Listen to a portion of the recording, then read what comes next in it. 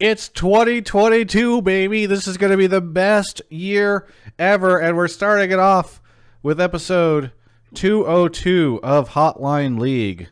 A well-timed 202 for 2022 episode. We're back. Mark Zimmerman doesn't know how to adjust his microphone correctly. He thinks he's so fucking clever now that he's a better. full-time streamer. It's acoustically better if it's above your forehead level. Yeah, just so everybody who's listening, especially if you're listening to the audio right now, you don't need to turn up the thing. Your B's and P's don't pop with your... What is up, Travis Gafford? I'll get to you in a second, Raz. First, my constant co-host, Mark Zimmerman. How's it going, Mark? It's going real good. I had a good time today. I put out a video on my YouTube channel. I've been putting up reviews on there, and I put up a video essay, actually, about exposition in the Matrix, the first one, the good one. And then I streamed some Genshin. I'm at 35 stars out of the potential 35th. Remember when went straight Sylvester on you that used to put up the fucking blame game on that channel, and now it's just a goddamn movie review channel? He's old now, Travis. I'm leaking subs. I was at like 30. I was like 40K before I started doing this dumb shit. I'm down to like 39.2. Yeah. Everyone's fleeing. Mark is an old man. He used to be with the Reddit kids, and now he's reviewing movies and books. It's Not insane. books. That's boring.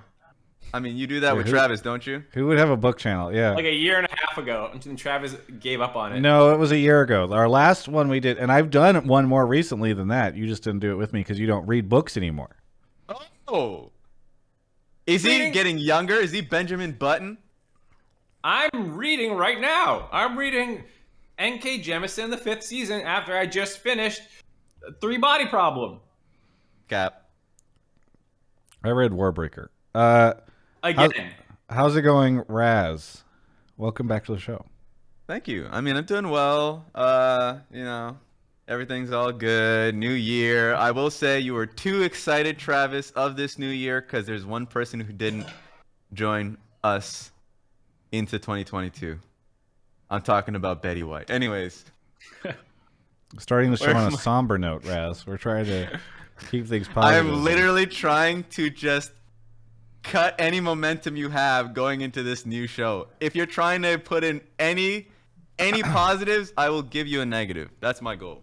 Wow, thank you. Rest in peace, Betty While White. you're here, I'm so excited to have you on the show so that you can I didn't pour some actually game fuel out. I will say this last bit to just continue to destroy the mood. I did not know how much of a fan my mom was of Betty White until till the news came out, because then she was just telling me about every episode she loved. So rest in peace, Betty.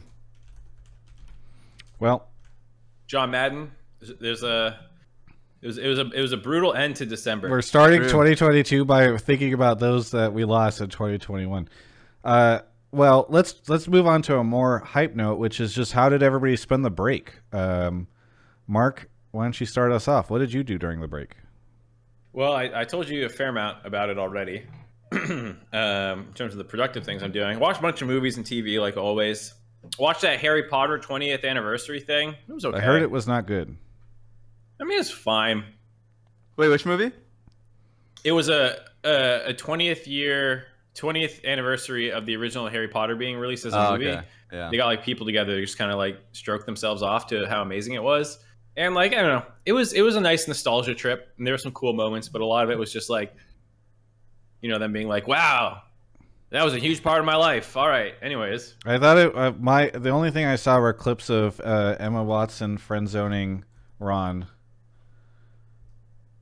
No way! You can't have that. The That's funniest crazy. thing was her and Draco Malfoy's actor pretending that they weren't a thing still. Oh, really? Yeah. Were they getting questions? Like, was it just like Q&A in a sense? No, I think it was just like, you know, they were sat down. There's probably some producer over the camera being like, weren't they a room? You know, like probably like throwing some softball questions at them. Yeah. God, I hate those. Well, that's cool. You also streamed a ton. You say as your... Yeah, I said that. I stream and I make videos, but I also just watch a shitload of TV and movies. Nice, Queer Eye nice. season came out. New Queer Eye season is Fuego. The first 3 episodes all are really cool. I can never track what media you like. Mark. It's literally just a random assortment of things. I would never have guessed like this Genshin. I mean, Matrix is everybody's love and joy. So that's one thing. So the secret is I like pretty much all media. I like really, really intense, thought-provoking, nihilistic things. Those are usually like my favorite. Yeah. But then I'll also be like, I mean, I guess you could argue in some sense that's what The Bachelor is, isn't it? Isn't it? It's a pretty grim, fatalistic view of romance in the 21st century. That's, I guess, why I enjoy it. Okay. I mean, for me, I didn't do too much. I took a necessary break. I watched Spider-Man. That shit was really good. Ooh, I need to get there. No spoilers. Yeah. I will not say anything about it. And I think it's smart for a lot of people not to go to the movie theaters and watch it. I thought I was, safe, secure, mask on and everything. No, my ass got COVID from it. So Oh, did it? You got COVID? No. Yeah, I got COVID. So I was literally just like, if people didn't know why I was off socials for a little bit, it was because my ass was in bed. So How bad was it for you? What was your experience? Yeah, was it bad or? It wasn't bad. I mean, I was bedridden for a day, and then after that, I was able to do more things. And that's mostly because I was vaccinated, so plus on that. But I put off getting my booster shot until like beginning of this year. So. Oh no, sucks. you didn't have the booster. I Probably didn't have would've the booster for it. kept you okay. Yeah. What did you lose your taste at all? No, I didn't get long COVID or anything. This one was, I mean, Omicron is much weaker, thankfully.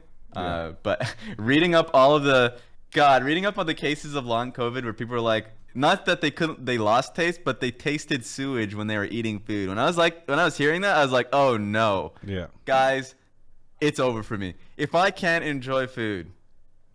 Everybody It's go just get done. vaccinated, go get boosted.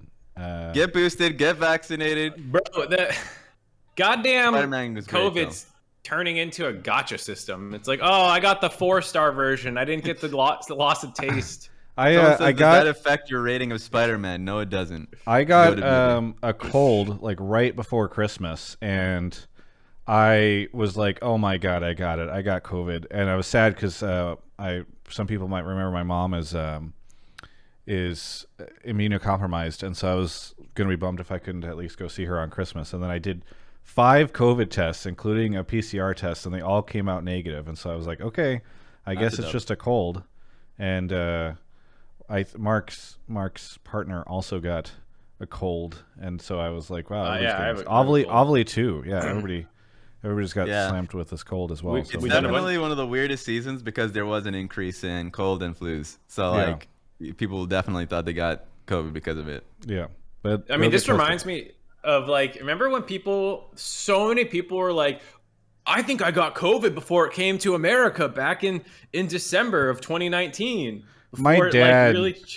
My dad was like that for a little bit. It took a while for me to convince him to get vaccinated because he was like, I think I've already had it. I think I was really like, no, sick like the month you got before. a typical winter cold. Yeah. Just so. Yeah. Whatever.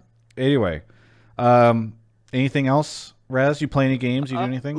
Learning TFT actually. Nice. I did not touch that game very much. I enjoy watching TFT streamers because a lot of it means that they can just kind of be personalities and talk more to the community. So it's like, oh, I just love this person, even if I like don't understand the game. But now I've like gotten to a good degree, so I climbed from unranked and iron to now I'm in gold 4, I think. So Yeah. I'm just gonna keep playing it. It's really fun. It is really good. And I think the set is really good too. So I actually haven't played it for a couple of weeks. I thought I was going to play some during the break, and then I actually just I barely was in this office for all of the break. I ended up just chilling on the couch, going super cozy mode. I've recently been introduced to the world of fake fireplace on the TV, plus candle, plus dude, that's Ashley's jam. Dude, Well, she yeah. does cemetery vibes. Oh, there's a Witcher. There's a Witcher one that's only an hour long, and I put it on loop all the time now on Netflix, and it is a vibe. I read. Oh, go ahead, Raz. Oh no, you keep going. You keep going. I was just gonna say I read Warbreaker, which is a Brandon Sanderson novel. Mark last year, I think it was 2 years, I guess now, got me the leather-bound copy of it, and so I read through that, and that was just really cool. I don't know. It was a super good vibe. And then I was just. Oh yeah, go on. and then for the past week, I've just been chilling and hanging out and having a really, really, really good time. So it's been nice. Nice. It's been nice. I just realized because when I was out of commission with COVID, I just sat and watched all of the forms of media that I was like, I need to watch this at some point. So Demon Slayer, I still need to finish the last 3 episodes, but I powered through a lot of that. Wall-E is insane. The Wait, Disney you watched movie. Wall-E for the first time? I watched Wall-E because I was always like, I should watch this movie. A lot of positive sentiment came from it, but then I just never did. And it's so fucking good. Yeah. The first like hour with no dialogue is just amazing. It's really good. I know that it can be tiring for a lot of people, but I've never watched a movie that had so little dialogue, but had such lovable characters. Like, just insanely lovable. I still, Dylan in the chat saying he still hasn't seen it. See it. It's one of those situations where you put it off for so long, and you're like, you know what? Fuck it, I'll watch it. And you do, and you're like, why haven't I watched this before? While everyone's already moved past it for a decade, I think. I'm just now like, man, I love that moment where Eve, the white robot, just says, Wall-E. Because that's Wall-E. Wall-E, because there's no other dialogue. Earth. So it's really fucking great. Yeah. So being sick, at least I was able to watch something. So I enjoyed that. Oh, Well, Singles Inferno. There's so many shows out there. Oh, are you watching that? Yeah. Oh, dude, the end of the last episode, I called it. I told Ashley, we're watching it together. I was like, he's enough of an idiot that he's going to pick that same girl. I was so pissed. I am fucking mad. Are you guys giving spoilers right now? Is that what's happening? We're not going to say names. We're not going to say names. We didn't say names. We didn't say anything. Jesus. Why is it so hard to do a fucking show without you guys blasting spoilers? You're not going to watch this show. Yeah, but you realize there's other people besides the three of us in this moment. I don't care. There are literally hundreds of people. It's not a spoiler, but it's you hurt our fucking viewership whenever people just think that they're going to come in here. There's an A and B conversation and about 7,000 people eavesdropping. Like, look at Twitch chat. These people are not happy. Look, we've said no spoilers. But we didn't say any spoilers. I just said it. Nothing. All I said was the last episode had an incredible cliffhanger. Yes. And I said I was pissed. So now you have to know what my taste is to be like, why is Raz mad? You know what's fucked up, Raz? When you talked about Wall-E and Eve saying Wall-E, I thought that was a little. Anyway, okay, let's get into this. Up. Okay, so there's some League of Legends stuff that happens sometimes. Competitive League of Legends. Get it together, Raz. Okay. We got competitive League of Legends to talk about this year. I will be honest. I will be completely honest, guys. I know a lot of people I'm excited for season start. I will say there was a time where the season used to start the last week of January, and that felt really good because you had a couple weeks to build up and do all this stuff. Fucking lock-in starts next week. That's crazy. It's so wild. Lock-in starting next week. LPL apparently starts on the 10th, so in 7 days. It's actually LCK starts really soon too. It just always sneaks up on you because the players themselves don't start talking about it until they're coming back from vacation or from whatever they were doing. So now you're just seeing a lot of the airport tweets. There's the depressing Impact tweet where he's like, "Oh, I'm back in North America where the queue times are insanely long." Oh god. And the next tweet was like, "How long would it take to go back to Korea?" It's so people are coming back. Some may not be very happy about it. Yeah. I guess we should. So the point of this show, this episode, we always do the last episode of every year we do, and we kind of did this with the last one. It's let's take a look back at the past year and what do you think are some of the big takeaways or the big stories or blah blah blah. The first episode of the new year is always, what are your expectations for 2022, or what do you want to see from this year's season or whatever.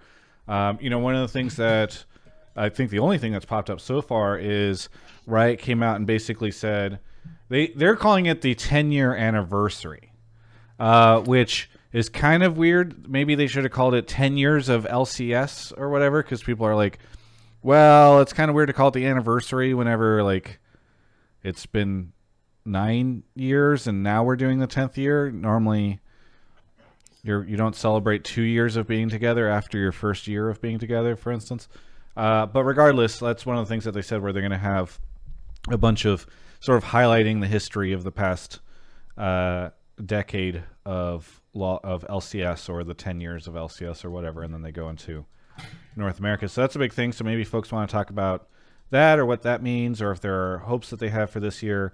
We had a lot of takes in the last show that we couldn't take because they were like, oh, I think this is the year CLG is going to turn it all around, or this is the year where fucking TSM, like their roster is going to be incredible. They're going to win or whatever. Sure, we could do that. I think I'm hoping a little bit more for like beyond just what your expectations are for a specific team, but maybe like what you think, like maybe you think this is a do or die year for the LCS, or maybe you think like this is the, you didn't pay attention much last year, but now Bjergsen's back, whatever. So that's what we're going to be focusing on is this coming year. Travis, you chose the wrong year to do that. Every team has its set like volatile conversations. TSM, C9, everyone's gonna come out and say that their team is the best team, and no one's gonna believe them. That's true. Actually, everybody has a reason not to be the best team. Other than, I feel like TL can make a pretty good argument. Yeah, TL is like the only one that I think. Maybe 100 TL, 100 Thieves. Yeah. There are a lot of teams right now that have, I believe, like something about them that has staunch believers. Yes. So this is the year where I feel like that's all of your calls. Yeah. Yeah. Well, let's make it beyond just your predictions for why your team is going to do good. Maybe we can take one or two of those if you make a convincing argument or it gets a ton of reactions or whatever Mark feels like it. But spoilers, Bjergsen's back. Yeah, let's go big. Wait, Bjergsen left TSM. Yeah, I do wonder how many people just don't pay attention to the offseason are going to tune in the first week and be like, whatever. Oh, the other thing I should mention is I just want to help manage everyone's expectations. I'm excited for lock-in, but I don't know, Raz or Mark, if you've heard anything, or maybe you don't want to say anything if you have, but I have heard there's going to be visa issues galore for lock-in, so I would expect zany rosters and some very. I mean, in some sense, it's perfect that lock-in is this way because it doesn't really count into spring, and like it'd feel really bad if like the first couple of weeks of spring you were like, wow, these star players can't be playing, or this team is playing mostly its academy roster or something. But I've heard there's a ton of issues, and we're gonna see a lot of teams having some weird lineups for lock-in. So. True. That'll be very quite interesting. a few new imports. That is true. Yeah. There's a lot of imports. I think it's a weird year to try to be getting people visas. Lock-in starts so quickly, too. Like, I don't know. It's going to be interesting for sure. That makes a lot of sense. But, like, if you think about it this way, I feel like, we've heard before that Core, there's been a lot of rumors around Core getting a visa or green card. Not visa, I guess, green card. TSM, I think, pretty late in the game picked the players that they wanted, and there's going to be work around that. C9, I think, is going to be potentially in a similar issue. I don't know. Maybe all these guys are going to run completely fine rosters, but like if you think about it, I think people should be managing their expectations because there are, even on the top teams, a lot of players that I'm curious to see if people are going to be able to get their visas in time. So I kind of like this. I mean, we'll see what those changes are. My initial take was that I always wanted Academy to somehow be involved. Like the best academy teams or something like that going up against LCS squads. So at least that we can see talent from academy face off on a public setting against an LCS player or team. I mean, we'll see what that looks like. Because you'll have instances where people are going to be a lot more shocked about like an academy player who's performing well. And that's usually how good vibes and promotion starts for someone's career. So hoping for that. People in chat are saying that LS on his stream, Geneve here says, LS, Summit, Berserker, Winsome, Malice, their Korean challenger coaches and Korean staff can't come to NA before lock-in. That's a lot of people! That's a lot of people. What is this roster?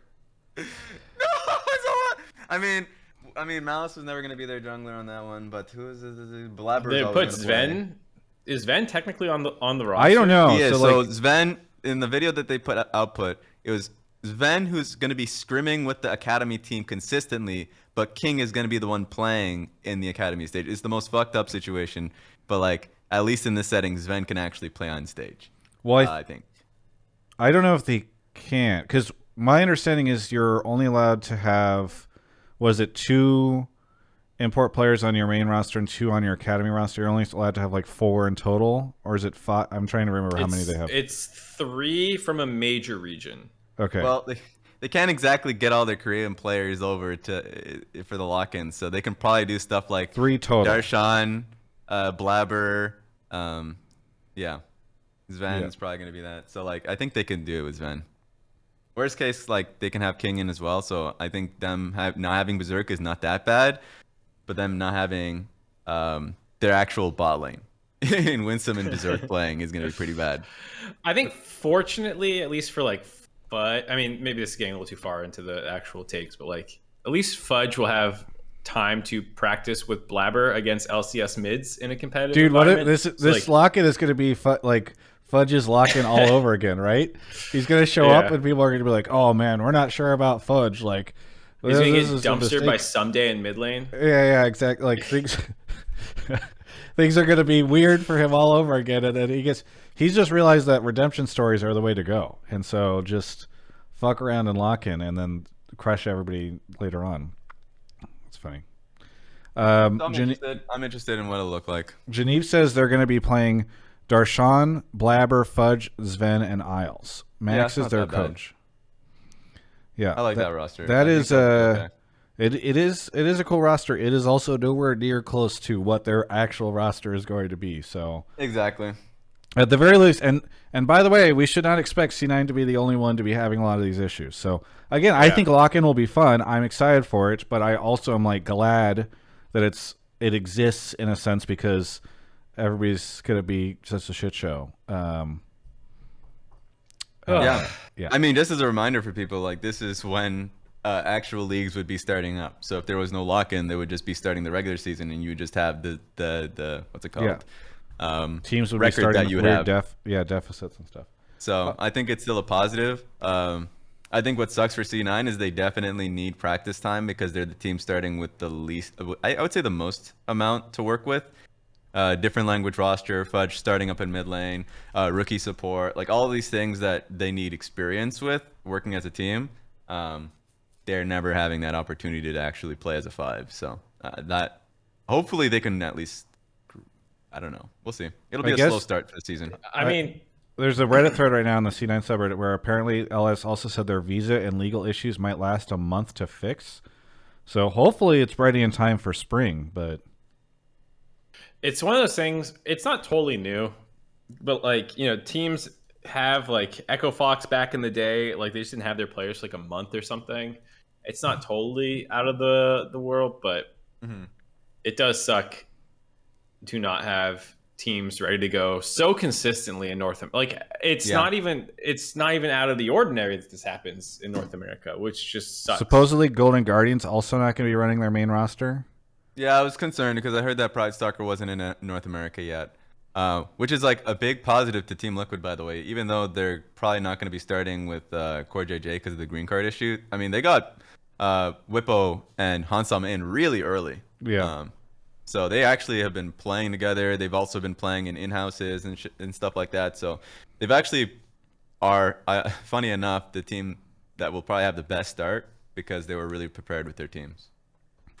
And also Bjergsen, I mean, he was able to go get his Korean trip in, so and get back in on time. So positives to Team Liquid under the circumstances. Everyone else is going to be a little rough. Yeah. Well, Team Liquid not having core, I think, is a pretty big deal. So if the best you can say is, well, Team Liquid's at a good place because they're only missing, like, their fucking MVP support, that... I mean, they have how many imports? Like... That could have been much worse. That's true. That's true. That's true. Yeah, maybe 100T will be okay actually because they shouldn't necessarily have any specific issues because they kept everybody. But yeah, and they got their trip into to Korea as a squad, so like they're really well prepared probably too. Yeah. Okay, I see Mark has already been pulling some folks for the waiting room, but just in case you guys don't know, you can always join the Discord. It's !Discord in the Twitch chat. You can put your topics in the pleb topics or sub topics channel. Thank you for being a sub. If you are, we lost a ton of subs during the break, and so the long road to rebuilding has begun. And Mark will look for those takes. He's already pulled a couple, but we're still looking for some more. Yeah, I'll be pulling throughout the show. Yeah. And we tend to look less for like questions, like, oh, I want to know what Raz thinks about the new Immortals roster, and more for takes that we can discuss. And once you're in the waiting room, just chill. Mark will go in, do an audio check with you, and that's how this works. Okay. While Mark is getting ready to pull the first person, want to shout out some folks. So speaking of subs, Shu the Mighty, I'm Yogi, Alien, and Sherman. Thank you, Sherman, for the 29 months. Warden Winter, Mama's Cupcakes, and Smokes. Thank you, everyone, for the subs. Hello. Hello. Mark is here with Dr. Nollie. Dr. Nollie, where are you calling from? Logansport, Indiana. Indiana. What do you want to talk about on the show? So my take is Team Liquid will not win either spring or summer and miss out on Worlds, which will hopefully deter teams from overspending on popular names. Oh, Why won't they win? interesting. This is not where this is a very bold take, I feel like. Why are you having so little faith in such a strong roster? I mean, that's fair. Hansama, I have a lot of faith in, but Bjergsen and Whippo, role swapping from coach to mid laner again, and then role swapping from jungle to top lane for Whippo. They're going to need a little bit more time to get their grip again, and then I just don't think the synergy would work out very well. Okay, I will say I don't feel like this is a very strong argument backing you up. You're kind of like, I just don't know if I feel like it's going to work out. But what you mentioned a little bit about discouraging people from overspending. Is there what do you feel like they? I mean, clearly you think they've overspent, but like, I don't know if you have any element of that you want to bring up. No, I mean, really, I just thought it was interesting. They are obviously the only one that spent quite a bit on very popular players, and if they don't succeed, I guess we've seen what happened with Perks, Alfari, and Sword last year. Okay. So Here's the reason I have a bit of an issue with you, with your take, not with you. You seem like With a fine you, person. as a human. Here's what's a little confusing to me. I think that maybe it would make sense in a different year for you to say like, I think there's more questions with this roster than people consider. There's a lot of questions about if Bjergsen can really step up to the plate, with Whippo coming back from the role swap, blah, blah, blah, blah. The issue that I have with this take is like this year I think is a pretty safe year to be betting on a super team. Like I'm not saying that there's no chance they have issues, but like there's a ton of variance in all these other rosters, right? Like we don't know if this TSM roster with these players that folks mostly haven't heard about before, if they can be compelling. We don't know. Like 100T, I think, is probably the only safe bet. I know there's a ton of like C9 and Alice fans that are writing against me right now, but like C9 made a ton of changes. They had a roster swap. They apparently are starting off things with like some visa issues. Like there's a reason for every team, in my opinion, outside of 100T to just think that like they could do great or they could do really poor. And so it's hard for me because I don't look at other teams and say like, well, like there's these 3 or 4 other teams that are definitely going to be contesting TL for this position. It's like you just have to really think that TL is going to shit the bed, especially to think that there's no chance they make it to top 3 and make it to Worlds, right? I also feel like on that point about volatility, last year a bunch of teams balled out, so it was like an easier thing to be like, oh, this is the one that's really going to struggle, or this is the one that's not going to make it. Here it's like you have 100 Thieves carrying over their roster as an option, and then TL went big, and then everyone else is kind of developmental, or to Travis's point, trying things out. So like, even if they like, look at what happened last year. It's like TL was still at the top after balling out. 100 Thieves was at the top. They balled out basically, and C9 balled out, and those are the three teams who went to Worlds. And then the one team that balled out that missed was TSM, arguably. Like, balling out generally does pretty well. You might not win every split, like TL didn't end up taking a split home, despite going to Worlds and doing okay the year. They only won lock-in, but I think that's my concern, is that, like, they might not win, but if the point was that they overspent on pro or veterans, it's kind of hard for me to get behind that one. Like, it generally works well. We just don't like when like 6 teams do it. So one thing that I think is correct about this argument is that I think they'll start slow, right? Oh my God, I may have ADD or something, but your Skype video Mark's camera's going in and out is crazy. killing me. He fixed it. Dude, You're you're good. tripping balls. It's fine. Oh God. Okay. Keep going, I think the main takeaway is, they're gonna start slow because they have both role swaps in jungle to top and coach to mid, and Bjergsen, I think, still has a little bit of a ways to go. And also, they may not have. I think the only position in which they would have the best in their role would probably be bot lane, Hansama and Core JJ.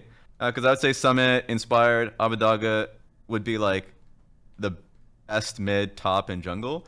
Where for bot lane, it's Hansama and Core JJ also just needs to find their synergy, and they're going to go up against FBI, who's had that, right? So I think, like, are they going to start slow? Yes. Will they win lock-in? I immediately right now, I don't think they will. I think it would probably be 100 T, right? 100 Thieves or maybe Evil Geniuses.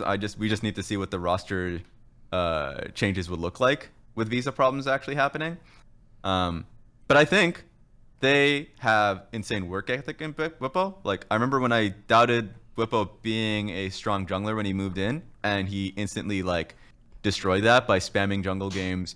Being one thing that he has like a real good talent for is, of course, like thinking objectively and grinding games on a position, and so he could just think outside of the box pretty consistently. So now he's just going back to the role that he was already successful on, and I was already sad that he left in top lane. So I think he can already just come back and be a top 2 top laner in this league.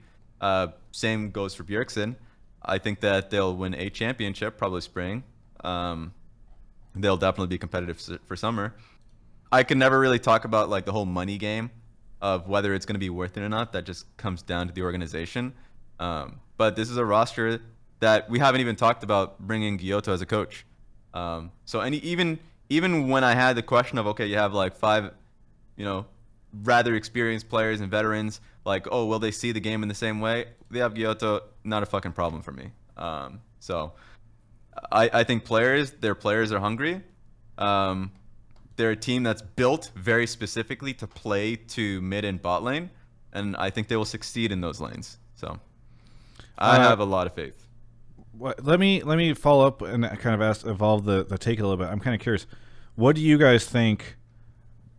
What do you think is a failure for Team Liquid? Like, do they have to win one of these splits with this roster? Do they have to, like, maybe they don't win, but they go further at Worlds? Like, at what point in time is it a thing where they do feel like they've overspent and didn't achieve what they need to do for the amount of money they're spending? To anybody or to me? You go first. Yeah, I have my own thoughts. I think, easily if they don't make it to Worlds, that's a big flop. I think if they make third, not much of an issue at all, unless if they make third and then bum out of Worlds, right? They need to have international success with this team, and by international success, going into like knockout stages is a plus for me. So that's where I would draw the line. They have a lot of players like coming. They specifically have Bjergsen coming back in a competitive, so I think they can like take 1 year and look bad through mid or something like that. When I say bad, I mean internationally, globally bad. But yeah. Mark? I think I would say it would be a failure if they either don't win domestically or don't get further at an international competition than usual. Yeah. I would say like winning a best of 5 would be the goal, but I think if you if you look really competitive against like a great team that like wins the tournament, like, okay, I'm not really going to criticize you. There's a little bit of wiggle room there, but if you don't get either of those things, then it is very much like, well, what are you doing? Yeah. With this lineup? Yeah, I think they have to make summer finals. That's like domestically, that's the bar that I would put them at. Is like they need to make summer finals at the very least. Even if they don't, if they lose in a hotly contested best of 5 to like C9 or 100T, then like sure, that's fine. Well, then maybe they go off and they do well internationally. But what were you gonna say, Mark? Mine's a little more conditional than that. Like I think the whole with how important Worlds is to fans and viewers, like we've seen Cloud9 not perform great domestically, but fans still love them for their international successes. Like Yeah. I think you can bomb out in summer a little bit, but still make Worlds. And then if you're the best performing NA team at Worlds, Yeah, more teams care about that than how you performed in summer playoffs. So I think in that sense, the international thing will always trump domestic failure. You're right.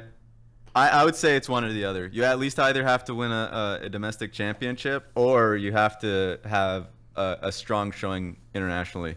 Like if it's MSI or Worlds, I mean MSI you would already won a championship. So if it's Worlds, like just being competitive in a best of 5, being there to begin with, and making people realize, okay, they wouldn't have done this without this roster. Would make that team a success. Mark, do you have something you want to share with the class? I called my girlfriend a cutie, and then I didn't know if I was muted, and then she was like, "Are you ashamed to have called me a cutie?" And so now I just got outed by both of you at the same time, being like, "What are you saying?" Amazing. It's okay for you to call your girlfriend a cutie, Mark. It's fine. I just didn't want to also cut purchased- Raz off. That's what I told her. Is that like it's not that I don't want them to know, but Raz was in the middle of a I point wish that- you had, so the podcast listeners would have been confused Yes. as fuck. They're just listening. Raz is going on about this stuff, and you just call him a cutie. I think that Yeah, would the have real been great. the real thing is that Mark does call me a cutie sometimes in LCS, so he didn't want to Yeah, that's confuse. true. Cross- I'll let, Myself. that one, streams. I'll let that one slip on broadcast. You'll make a good point. I'll be like, "Great point, cutie." And Yeah. we'll just breeze on through. Dash Yeah. will keep. Okay. Very good. Well, hey, thank you, Dr. Nollie, for the call. Is there anything we're off base on here? No, I mean, it was a little bit of a hot take, and my explanation wasn't very good, but I appreciate you having me on. Yeah, of course. Thanks so much for the call. Anything you want to shout out? Shout out Alienware, Game Fuel, Resin Refresh, and Raz. Nice. Hey, Do you listen to Resin Refresh? I do. I don't even play Genshin. Wow, that's good. That's a big dub. Thank you. That's a hardcore fan right there. Yeah. I'm not gonna say this because he said and Raz. I was always going to say this, guys. Give me some hot takes. This was a hot take. I don't give a shit what the reasoning is. We need someone to speaking from the gut, and the first caller already did this. We don't have a okay? single TSM take in here. Where'd they all go? They died in the holidays. Nobody cares I about appreciate you TSM can take. anymore, Mark. Okay. I did do a. Actually, here I'll excuse Dr. Nollie here, and then I'll talk about the survey. But thank you, Dr. Nollie, for the call, and we'll catch you next time. All right. Let me see if I can pull this up. I think I did it on my YouTube channel. I did a survey somewhere that was. Oh, now I can't remember. Maybe I did it on the stream where it was like, are you excited about the new TSM roster? And the majority of people said no. I mean, there was a decent amount of people who were, I don't know, excited, maybe like 36% or something. Oh, man, I wish I knew where I did this. It was a couple weeks ago. Oh, you know what? I think it was our Rift reaction survey. Let me see if I can pull that up. But I do wonder if there's a lot of, I know that I need to be careful because the fucking TSM subreddit will clip this and then scream incessantly about me in the comments, and we love them. Wah, Travis, you're always like, if I say this, then these people, yeah, they will. Talk that shit. Okay, here we go. Our poll on Rift Reaction. If anybody wants to go vote in this on the Spotify app, you can. Are you excited to watch this TSM roster next year? Yes, 35%. Unsure, 24%. No, 41%. So I thought that was really interesting because I don't. Where was this in the subreddit? TSM No, it's subreddit? on Rift Reaction, my podcast with Emily, the Spotify podcast. Okay. If you can do surveys in the on the Spotify app for each of the podcast episodes, and this was a survey we asked, and I was very surprised by the results. What'd you say? Do you know how many voters came in there for that one? I can't see, I think, on this, but Damn. decent amount. All right. Okay, that's good. People can go vote on it still, I think so. That saddens me. What? That TSM roster, I think, is exciting. But the thing, people don't know those players is the thing. Like, isn't that what's going to draw the excitement? No, I guess not naturally. I mean, when have you? If that was the case, they're big names. Yeah, if that was the right. case, like these bottom teams would be incredibly popular because it'd be like, wow, we've never heard of these guys before, and yeah. So I'm really excited for Travis and I were talking about this. We play so much Genshin Impact. A lot of their names sound like Genshin Impact character names. we don't need to get in on this. I'm just saying it was so funny when all the characters have the leeway characters. Yeah, the leeway characters. It was really funny. Anyways, I don't want anyone to misinterpret our conversation about this. Are you ready for the next call? Yes. Off mark goes. Thank you to Purple Ray Q for the 3 years, and Ari Waddle for the 41 months. Really appreciate it. Freaky Style says, not only do we not know them, but I haven't seen content from TSM to hype me up. Well, people aren't usually dropping content during the break, so maybe they will. Yeah, they will do that. Okay, Mark should be here in a second. Thank you to everybody who's subbing, by the way.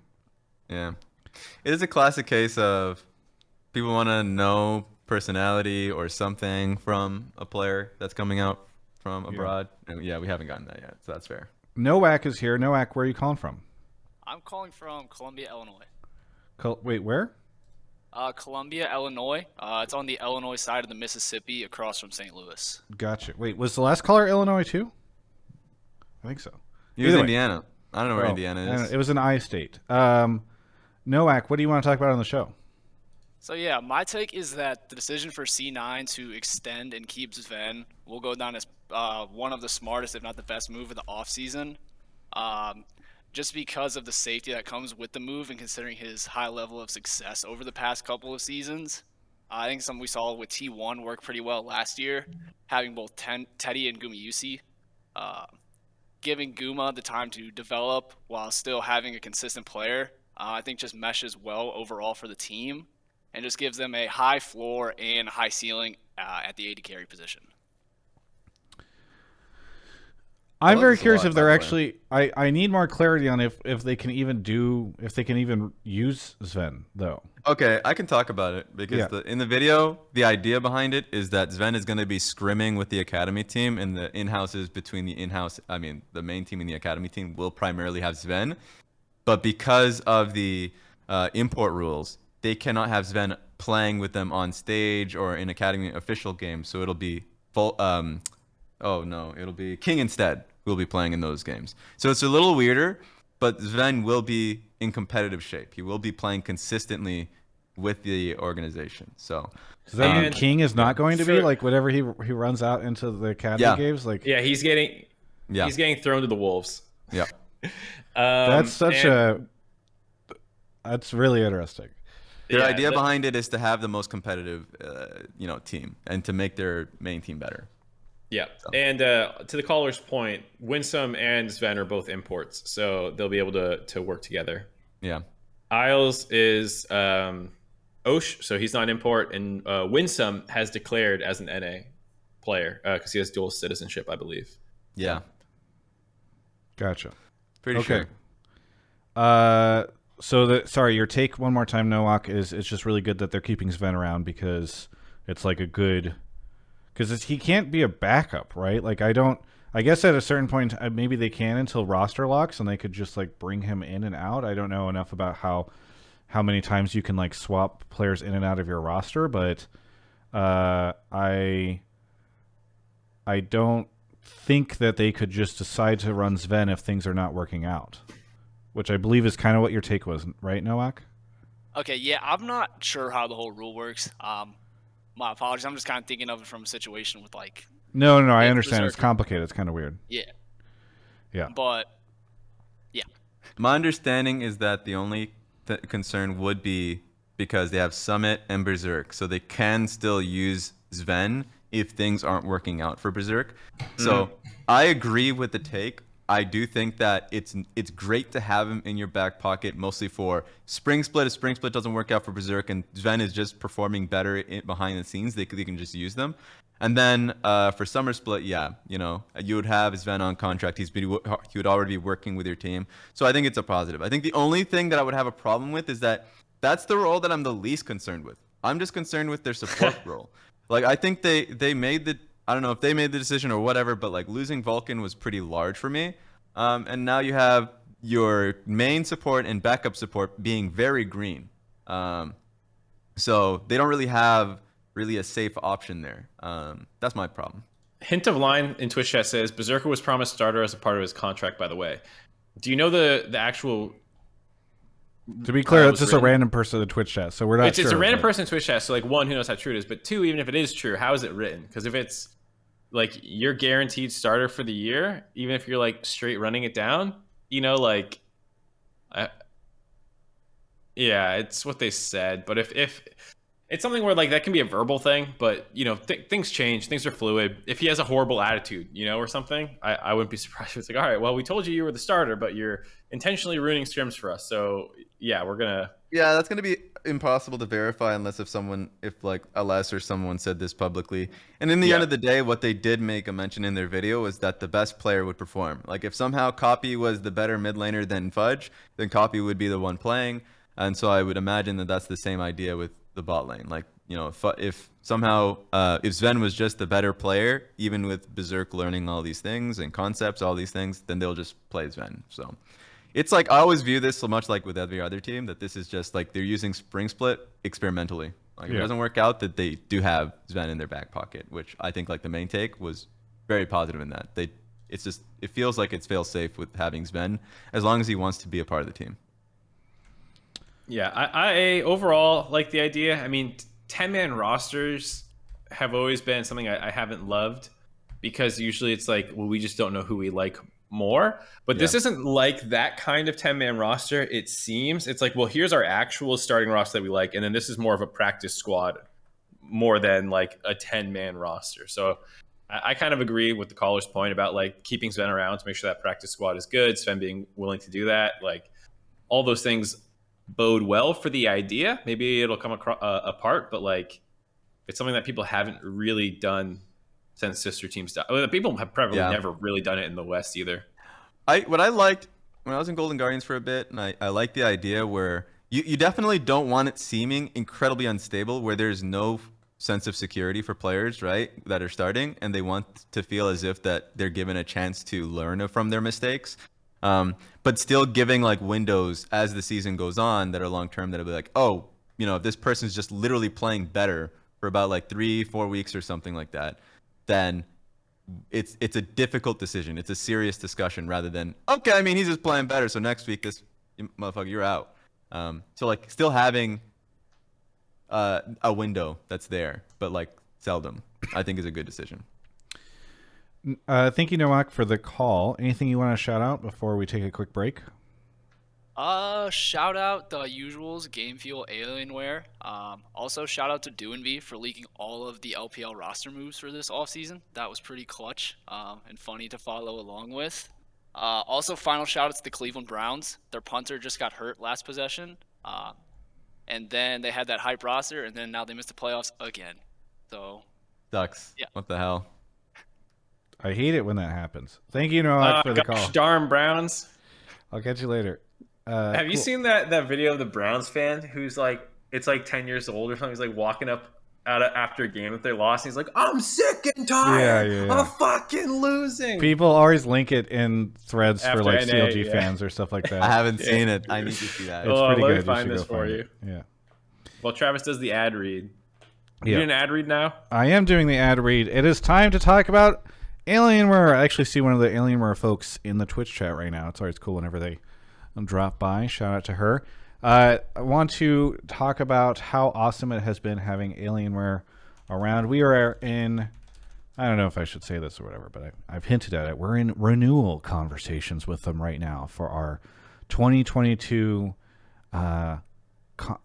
conversations. And you know, one thing that's been always really, really cool is whenever you guys are tweeting at them, letting them know that you've purchased something. I saw a bunch of folks do that during the sales that they were doing, the promotions during the holidays and all that stuff. It's been really cool to see folks going through that. I'm very excited to be very soon beginning my Alienware Aurora R13. It's going to be swell having that thing pop up. I'm pretty pumped to be switching out my computer. They're nice enough that like basically I get a new PC every year from them, as well as other things that I can share around with friends, people that work with me, etc. So we love Alienware so much. And if you love Alienware, well, first off, you should. If not, go learn to love them by going to alienware.com/Travis and taking a look. You can click that banner up at the very top to see the new Alienware Aurora, the R13s and R14s. Beautiful machines. They now have the ability to get the glass panel on the side so that you can just see how awesome those things are. You can set it up as kind of a display thing on your desk or elsewhere. And it's just been awesome to have them be a partner with us for so long. So I'm very excited about the future with them. Hopefully we can share some news soon on what 22 looks like. But I just want to say thank you to everybody who watches the show and the content and everything, and lets Alienware know how much you support their support of us, because that's what allows this stuff to keep going. I know sometimes it's easy to take it for granted because they've been around for so long that they're like, oh yeah, but you guys should all know, as I think many of you do, that we wouldn't be able to do this if it wasn't for them. So again, thank you so much to Alienware for their support. Go check out alienware.com/Travis. There's a link in the description if you're watching on YouTube, and we'll catch you guys soon with hopefully some new information. Nice. I'm liking my Aurora R7 that I had years ago. So yes. It's been trucking along, and I enjoy it. So great shit. Awesome. Thanks, Raz. It's always good. It's always good when the guest shouts it out too. Raz doesn't get paid for from Alienware, so he's just doing that out of the goodness of his heart. Now to transition a hard right away from the sponsor. Thank you to Daddy Please Spank Me for the Prime, Pete Monster, and Avura, and Real Maliak, Zushi, B Crow Twitch, and Ari Waddle. Okay. Mark should be back here in a second. B Crow for 1 year. Thank you, B Crow. It's very nice to see. Twitch chat always has great memes around this stuff. I appreciate it. All right. Looks like Mark is back with, oh boy, it is TomShoe. Where are you calling from, Tom? Hey guys, hello again. Calling from Washington, D.C. Nice. Well, welcome to the show. What do you want to talk about? Sure. My take is Riot should start. I'm about to say, is someone potato chips? Stop it! What is happening in my ears? Go ahead. Riot should what, Tom? Okay. Yeah. I'm sorry. What, Tom? Just fucking say Someone it. just All right. usurp Mark right now. All right. Riot should start forcing teams to bring their main rosters to lock in, barring extenuating circumstances like visas or whatever, stuff like that. So do you think there are teams that aren't bringing their main roster to lock in? Barring extenuating? Okay. Basically teams that are making the choice not to bring their teams to lock in because it doesn't matter. Okay. Right, has any team gone on the record saying they're doing that? Not that I know of right now. I know a lot of it has been visa issues, but if we get to that point, then it would be an issue. But right now, LCS as a brand has a credibility problem, because right now people don't view LCS as that it matters. It doesn't matter winning the LCS, right? Because every time every time players talk about winning LCS, it's always like, okay, oh yeah, it's cool anyway or whatever, but I'm really more concerned about going to Worlds, and I think that's an issue. And I know that players or certain personalities in the scene have already talked about, they are saying that, okay, lock in doesn't matter, we're not going to bring XYZ player, and we'd rather just sit here in boot camp in Korea or China or whatever, or get our visa situations or whatever sorted out. And I think if I'm Riot, I would be furious, right? Because this is damaging This It's is bad. damaging our Yes. brand. This is damaging Okay, LCS so as a Papa whole, Smithy in and chat. There's a ton of people in the need chat that to- are people saying. need to start trying again in the Okay, games. we're gonna mute you. Okay, Papa Smithy in chat says this happens in Kespa Cup and Demacia Cup, so I think it's a fair discussion. So that's a GM for a team. You know, I see a lot of people in Twitch chat being like, "Well, we shouldn't even have the discussion." But Well, if you have a so GM one of from the a other team reasons- saying that this is like a good discussion, I think it's fair. And I also, one of the reasons I did pull it was because I wonder how many people think this currently. Yeah. You know, like how many people in the community think that teams are intentionally not running these rosters versus they are having visa issues or not. I assume most people know it's almost all visa issue related. Yes. I mean, I assume I mean, that's what I've been hearing. I haven't heard anybody's not taking it seriously, but it is a good question of like Raz, you were just talking about at the very start of the show that like Impact was talking about how it sucks to be back in North America with shitty solo queue. Like if you could stay in Korea or China with your whole roster and have way better solo queue experience and be scrimming those teams at the start of the year instead of coming to lock-in and playing against like a fucking academy team because people can't get their visa stuff sorted. It's like actually I think there's a good argument to be made as a GM that if like the rules allow for that, maybe you should just do that. From a competitive standpoint, not necessarily from like a brand standpoint. Go ahead, Raz. Since this is like kind of two discussions that are happening, I'll just like go into the first one and say like this is just so super hypothetical because like there is no team right now saying that this is the case, right? There is no team right now that's saying we are making the choice of either bringing in an academy player or like for whatever reason because like a lock-in does not matter. So it feels like a bit not made up, but for this year specifically, it feels like that's being pushed when that's not the case whatsoever. The second point being, yes, what Papa Smithy said was correct. Like there's going to be cases in the future where a team wants to run a younger AD carry or a younger support, somebody from their academy team, and give them a chance. I don't think that's a bad thing. I think that's a good thing. I think we should have. I always felt like lock-in should be a place for academy, the best academy players or whoever it is, depending on the team, against like LCS teams. So I think it's like a really good tournament for the teams that just want to have their first chance on stage, competitive experience there, that want to work towards spring, so they don't really have an incentive to throw in that a rookie player from academy. But if they do, it's great for that player. So for both those conversations, I think for this year it's kind of made up, but in the future it will happen. And I think it's a good thing. I give a question. Go for it, Tom. I want to hear from Tom.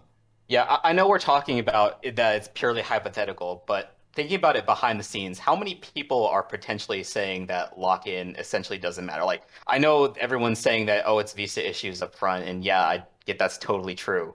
But, you know, in the back of your head, do people really care about not playing in lock-in, right? I think lock-in doesn't matter in some sense. Like I'll say that. I think that's kind of the point of lock-in is for it to not matter because we know that there are visa issues and we know that like you can like the whole point is to kind of have this like for fun kickoff tournament that you can use to like feed some of the storylines for spring split to make spring split shorter because it usually feels bad to have two back-to-back long splits. There's a ton of reasons why like it's not supposed to matter. That doesn't mean that it can't be fun. There's a lot of things that people do that doesn't matter. That's fun. It's about the messaging, right? You should, even if you really don't care about lock-in yourself, at least you should be at least pretending like you give a shit. Well, so on that point, and going even beyond lock-in, historically there's been problems with teams being ready to go at the start of the year. And I wonder what Riot can do about it. Because for them, this is not a great way to start your season. You know, like Core JJ's out, or like, you know, lock-in doesn't matter right now, but there's been times where the season just started and we just didn't have players ready to go. That happens all the time. Broxah every year. Yeah, like so many players every year, it feels like. It shouldn't, like, that can't be good for Riot from their perspective. They're like, hey, our league's not ready to go ever at the start of the fucking year when we're trying to be hype, you know? I wonder what more they can do, not just to the only thing you can do is you can move up themselves. The only thing you can do is move up free agency. And like that's a global thing. And so I feel like it's unlikely Riot would ever like move that up just for North America, because I think North America is probably like the only place where this is a major issue. But like My that. thing is, go ahead, Rev. this is not even a North America specific problem too. Like feels like every year that comes out. Like last year was a good example in which like the Shy just didn't fucking play for how long because of A, visas, and B, quarantining, right? And so like lock-in is happening at the exact same time where theoretically the season would just start. So it's actually just better that lock-in, much like what Mark was just saying, is happening to kind of cushion the fall. And there's no intent from the organizations, from what I know, of like kind of sacking early because they don't care about lock-in. And also the idea of a team, let's just say a team does start, because we're so deep into the hypothetical. Let's say a team does start by putting in an academy player intentionally into the roster. Does that mean that they don't care? No, they care for a different reason. They want to develop a player, or they want to see if the player is just literally better. Like right now, 100 Thieves is probably going to be in that position where maybe they start with tenacity, right, over someday. Does that mean that they don't care about lock-in, or that they just literally want to use that stage experience for a player with less experience? And that's fine. It's about the public messaging behind that. Like saying, Yeah, but if you're the putting messaging together can your just account play be because you believe that you want to get this guy some reps, and then you have to, but we still care about doing well in this tournament. Then you need to put that public facing, right? You That's can't on the just go on a. teams. I mean, it's on the That's on teams. those- It's also on Yeah. Riot. I feel like if Riot brands lock-in as a for fun tournament, and they're like, "Hey, LCS actually starts when spring starts," and like this is like the appetizer, then I think it's fine. Honestly, I mean, Yeah, I don't I have kind a concern. go ahead. Sorry, go ahead. Okay, I was gonna say I don't have a concern about this like hypothetical scare thing because it's not happening right now, and I don't think like there's enough problems with visas already that people aren't like having to fabricate any. I do think I have a big concern about just the problem with visas. Like, do we need to start the season later? Do we need to do something so that like our teams are actually fucking ready to go? And like, imagine it's just like football starts and like 20% of the big names are out because they just fucking couldn't get them here in time or something. Like it just feels kind of bad. And that's my bigger problem with it, is not on the team side and not even necessarily Riot's fault because they're trying to launch with all the other leagues, but like God, it feels bad to not have our players. Yeah, this might just be a different type of season too, because so many teams were really late with their rosters just in general. Like TSM, Cloud9, a lot of them came in pretty late with their full roster plus coaching staff. So this is probably like worse than the usual. I mean, I'm very curious if I hope everybody's ready by spring split start. That's my not. What's that? Probably not. I would bet some people have visa issues still by the start. Yeah. You just sign some native talent. You see who's available. Raz and Mark, I have a question for you. Okay, I know this is the hypothetical, but I just to sort of wrap it up. If next year C9 or TSM said, fuck lock-in, we're going to run our entire academy roster and we're going to keep our players in Korea and they're going to scrim LCK teams and then we'll show up in February, would you guys be unhappy about that? Would you think it's something that Riot should like do something about or make changes now to prevent something like that happening in the future? I don't think so. I'd probably be upset. I want the start of our season to be interesting. And like, yes, I appreciate watching NA talent play, but like, what if Kaidwo and Shenye, God damn it, Shenye. Wow. Yikes. Dude, I told you I played too much goddamn Genshin Impact. Their names, fuck me. Fair enough. Yeah, like if they turn out to be stars and they have an incredible year, and then next year the season starts and they choose to stay in Korea and scrim some more, I'd be like, God damn it! I'm like, I want to hype them up and be like, last year they had such an incredible blah blah blah blah. Fuck, they're not here. Yeah. I think it's all about how it's communicated. Like if you like go on like put like a professional video saying we're putting in our academy team and this is why, instead of going on stream like LS, I don't care about academy, or Riot doesn't care about academy, there's going to be a lot less outrage. And that's what I think. I mean, I think the academy thing is a separate topic. The academy thing was just C9 didn't.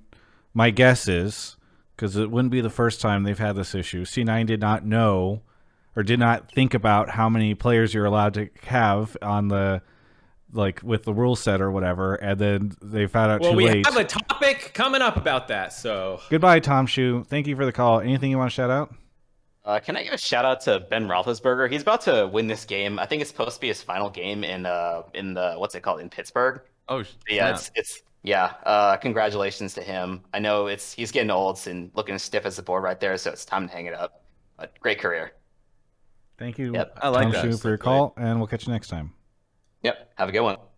I like how one side someone was very sad about the Cleveland Browns being knocked out, and the other side, Pittsburgh, Ben Roethlisberger, they're facing off against each other. How many fucking people are NFL fans? Not me. That's why no League one's... of Legends show. It's a Genshin Impact show. Not True. Okay. Off Mark goes to grab our next caller. Daddy, please spank me. Still the only recent subscriber. If anybody wants to drop a Prime sub, it would be appreciated. You can hover your cursor over the screen where there's a little crown, and you can. You know what we need in League of Legends? An Antonio Brown moment. Someone mid-game just standing up and walking the fuck out. Just leaving. Just saying, to hell with my team. This is something I have no understanding about, or this reference. A player just left. Yes, Antonio Brown mid-game. They ended up winning it without him, which is the biggest fucking joke about Ole it. kind of did that during MSI one year. I just mean mid-game leave. And then your coach, I think the coach, after the game in press conference saying, he ain't a Buck no more. He's not a part of this team. We need drama like that. Jorms, Give me thank a you for moment the 9 months. Need a moment of Pride Stalker being like, I'm going back to EU. Wait, fucking one of the Golden Guardians players did that. Mickey. Oh, wait. Yeah, Mickey did Mickey. that. He Sure, just but that fucking was- went home. He didn't do it in the middle of the game. I know. That's what Yeah. you want. But, he literally just got on a plane and went home. Oh, Drew. That's a good one. Yeah. Yeah. We had a skit about that at the Gaffies. Okay. Uma is correct. Vasily did do it in the LPL. No, it was not LPL. It was LDL. So not as prestigious. Remind me. I lied. Sorry, I lied about the person coming on to talk about the thing because he's not. I can't hear him on the waiting room. So this is a different call. Well, yeah, there's another person maybe that just moved into the waiting room or something, or maybe you did. I'm doing this. Remind me, because I believe you've told me before. Is it iscaf? iscaf. Iscaf. Yep. Iscaf. Remind me where you're calling from. Iscaf. Okay, go on. Remind me where you're calling Iscaf. from. Washington, D.C. Washington, D.C. What do you want to talk about on the show? So what I want to talk about is I think the LCS and the league ecosystem more generally should implement a loan system, provided that there is a cap on the number of players that a team can have.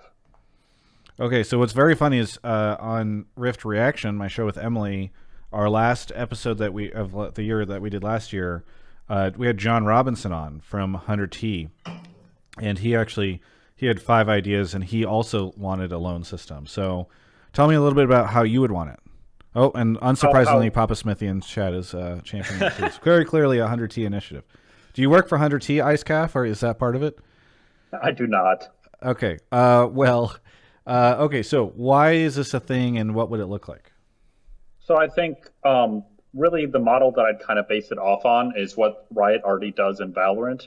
That's been an effective system that has worked, and literally the only Valorant player you've interviewed benefited from that system. So clearly there are some upsides to it around both the narrative.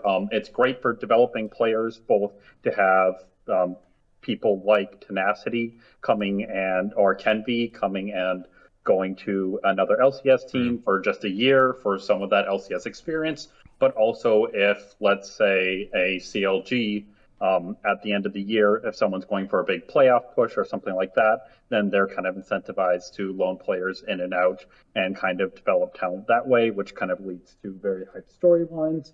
And then I also think that it would fix a lot of the buyout issues, because this would be an effective way to kind of get around them. So maybe we see a Jensen being loaned out this year and having a little bit more opportunities to play.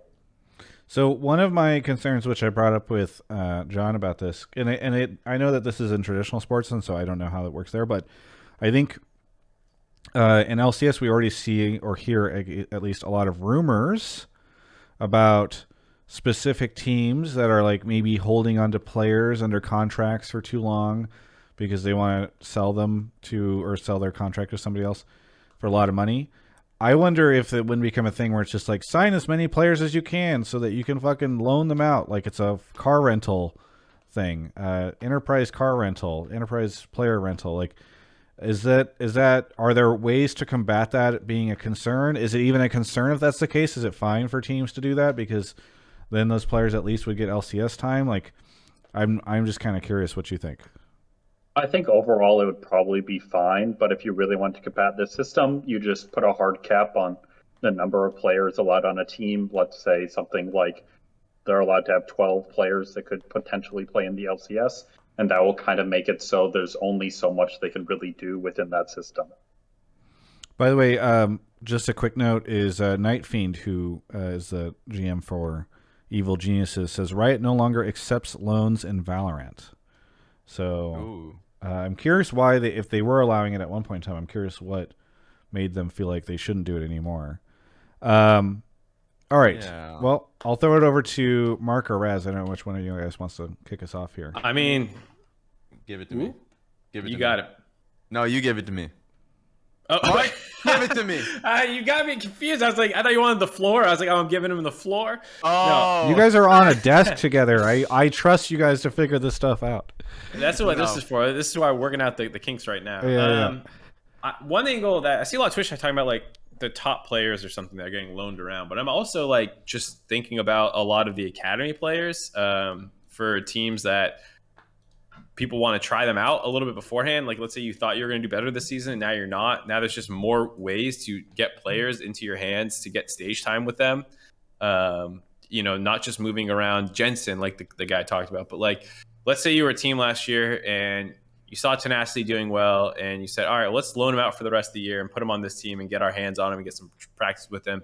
And then we know if we want to buy him out or not at the end of the split. It's a potential way to give extra flexibility for teams to make moves and stuff, which is why I'm more interested in it than the big name player thing where like star player on X team is failing. And so they like kind of loan him out to a team that needs that upgrade somewhere. Like that could happen, I guess, but I don't think that's going to be the primary usage if I was going to guess. Yeah. We brought that up as an example because that's what happened with TENS. It actually did a little tryout period like that, and then they fully bought into him once kind of that specific tournament was over, and it was a gelling period where, hey, we know that he works well in this ecosystem, so let's buy him out permanently and kind of have a test run. And I think it's also very interesting from the community side of, oh, you can speculate about this player going here or this player going here instead of it having to be just like a flat out trade. Yes. I would be interested in hearing the opposite side of this, but I am very firmly in the camp of loans are a good thing. Giving players an opportunity to try out on a team first, or like for a team to like, because I saw a situation where a player from Academy could have easily have joined another team, but they were just kind of hooked up on, yeah, sure, a buyout, but most importantly, like the commitment. If you buy a contract on a player, that's a commitment, right? Whereas loaning is not. It's like a soft commitment. You're at least like committing to try a player out and seeing how it goes behind the scenes and of course on stage. So I think it is definitely a positive to have. I think on top of that, buyouts do need to be looked at and regulated a little bit more. I think having a high buyout for a popular player is fine. It's okay. I don't see it being viable to have in an academy structure for just young players. I mean, in the end of the day, they're the ones signing the contract, and they have somewhat of power in that situation. But the power still are on the teams. And I do want some regulations on buyouts. I think this has been touched on every time, but it's never really feels like a solution is coming. I know I played devil's advocate a little bit. I think the only reason I'm hesitant about this is because I worry about the abuse cases or where people are kind of like breaking the system in order to monetize it in a specific way. I think historically Riot has not always, they've been a little too altruistic, I would say, in their faith in some of their permanent partners. And so I would be open to this as long as Riot spent a lot of time being like, okay, if we were fucking maniacal team owners who just wanted to figure out the best way to abuse the load system to make as much money as we can, and how would we go about doing it? Map all of those out on a whiteboard over the course of an afternoon, then go ask 10 more people about what they would do if they were a maniacal team owner, and then plug all those holes. And sure, I'm fine to let the system in because I think that would be cool. But you just have to think about what they could do. Mark, you're muted. No, I wasn't. I was just pantomiming for no reason. I'll give you a positive angle for one of the things you're even concerned about. You said, oh, well, what if all the team owners just go out and sign players then? Great. Now there's more players with contracts getting money.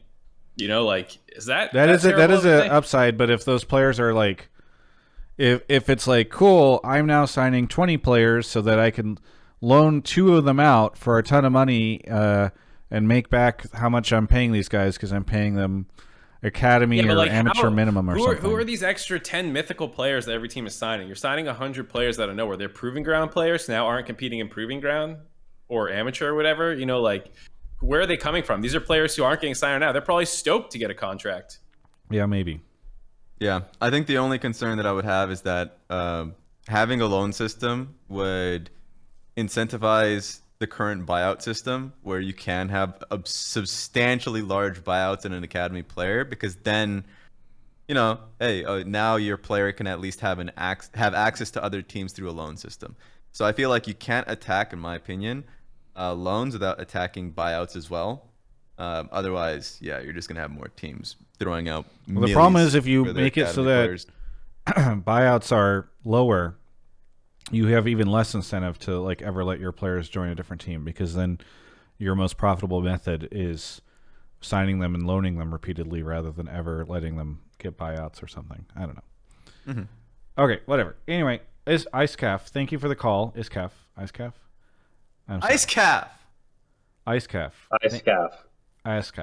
Thank you for the call. I like your name. Anything you want to shout out before we go on to the next caller? Real quick, I want to shout out the Solomon Islands. I know there's been a little bit of turmoil over there, but hopefully things have calmed down now. And then I also want to shout out Alienware. Very good. Thank you so much for the call. Really appreciate it. All right. On to our next caller. Mark is off to grab him. Hello? Gazzolith, welcome to the show. Where are you calling from? Gaz, where are you calling from? Oh no, it's happening. Is this our friend who had mic issues earlier? Yeah. If you can't see how it lights up? Do you see that? Yeah, I see that. But I can't hear him. Discord is failing at sending. Can you hear me? Hello. Yes, hello. we can now. Hello. Hello. Hi. We hear you now. Where are you calling from? I'm calling from Chicago, Illinois. Chicago. Okay, great. What do you want to talk about on the show? Oh. I'm going to get it out real quick, but it was the LS Academy take. Basically, his thing that Riot doesn't care about Academy. One, I think he just kind of worded it in a pretty shitty way to word it. Clearly Riot does care about Academy, but he wants to use it for something different than what Academy is meant to be used for. He basically wants it as a sister team to scrim with. So I don't know what's going on with my microphone and headset, so I'll just let you guys talk about that. I mean, it's working right now if you have anything more to say. Yeah, you seem good. I don't know what happened, but... Well, regardless. Okay, so, yeah, I mean, I know I kind of mentioned this earlier, but one, we love LS. He's a friend of the show. We plan on having him back on. I know we weren't able to make it work at the end of the last year, but, dude's really supportive and has always been great. I disagree with his take that Riot doesn't care about Academy. I think they've been doing a lot of stuff to make it better. I think sometimes they care about Academy too much in terms of how many changes they make so frequently to it, and I don't know, they seem to not know exactly how they care about Academy is maybe the better way to put it. But yeah,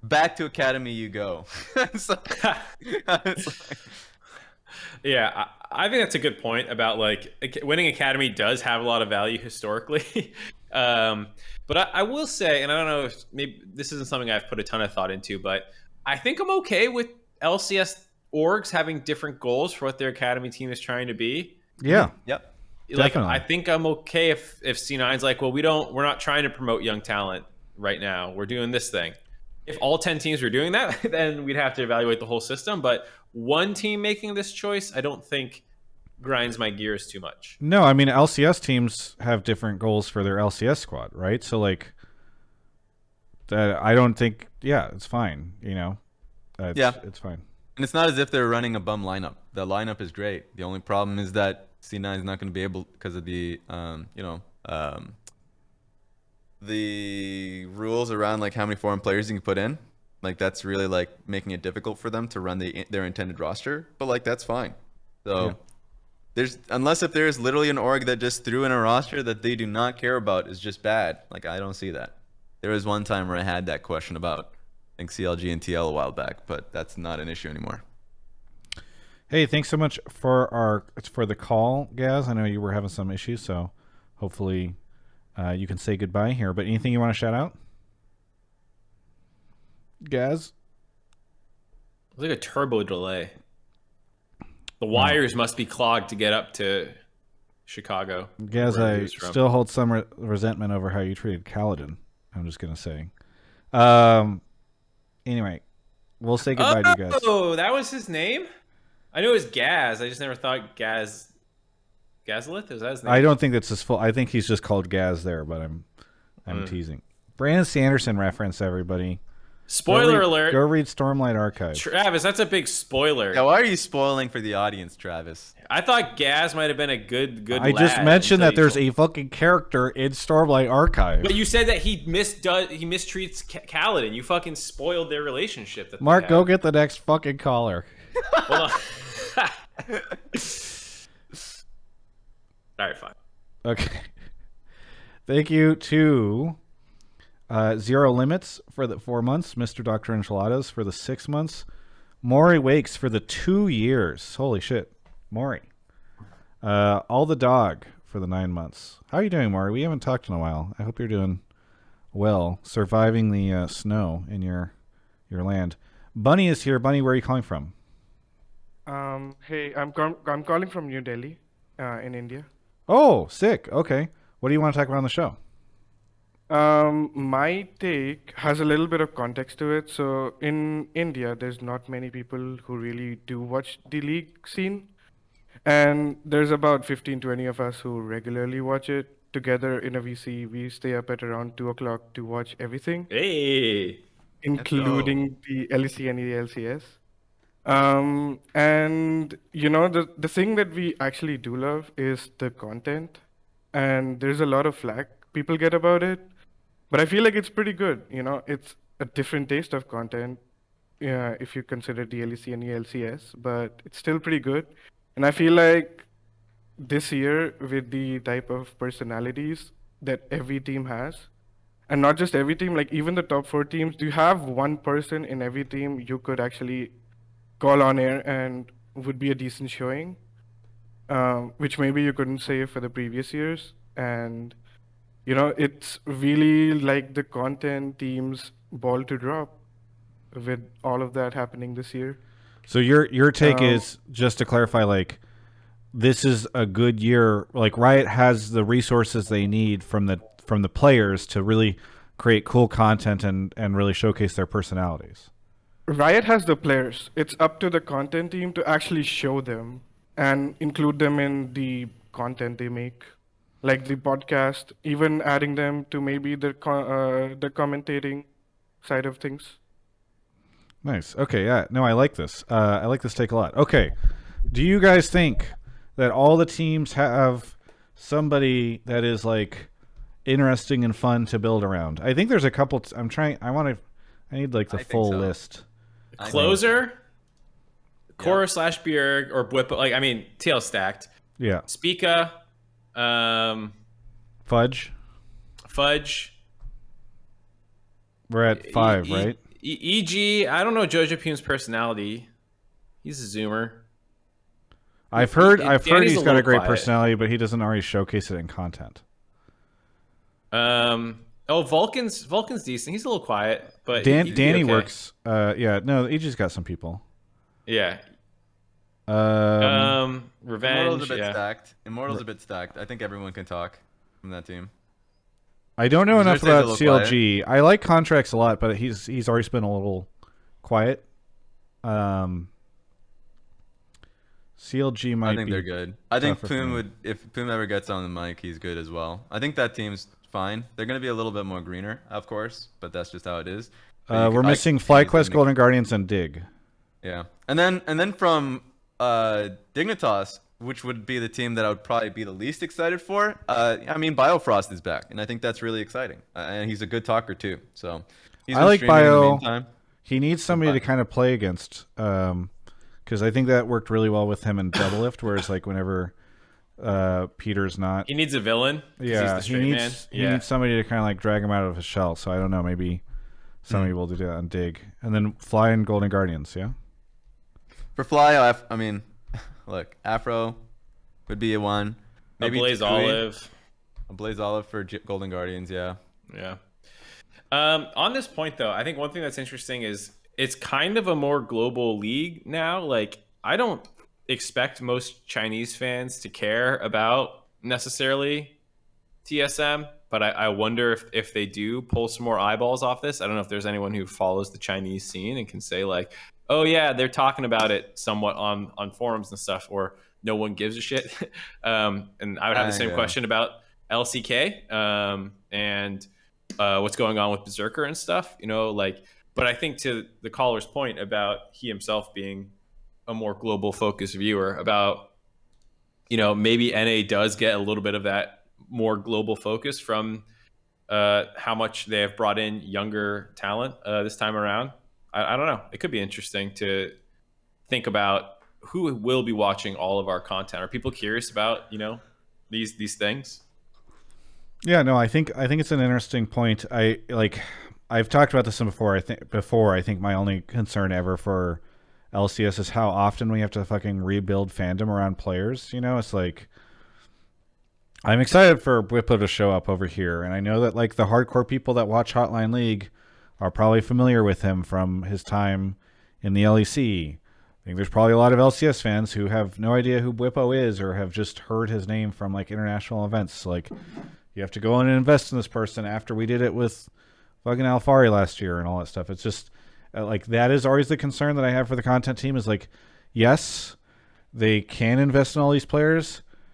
How many of these players are not going to be on a team next year because buyouts are crazy, or they decided to go back to Europe or the country that they came here from, or any number of different things. And I think that's always been a bit of my concern is like, I don't know. I don't know. But I do agree with, I think it is a good point, Bunny, that there are pretty good players this year for the LCS to make content around. And like, I really hope they do. Because I think they didn't do as much of that building last year as maybe they could have. And yeah, I hope that they have the space to maybe do that this year, especially because they're going to have less, game days. Like there should be hopefully more space for them to create the content that they need to make. So I think that's a pretty big point. I don't know, Mark or Raz, if you guys had any other thoughts on this, but it's an easy conversation, I think.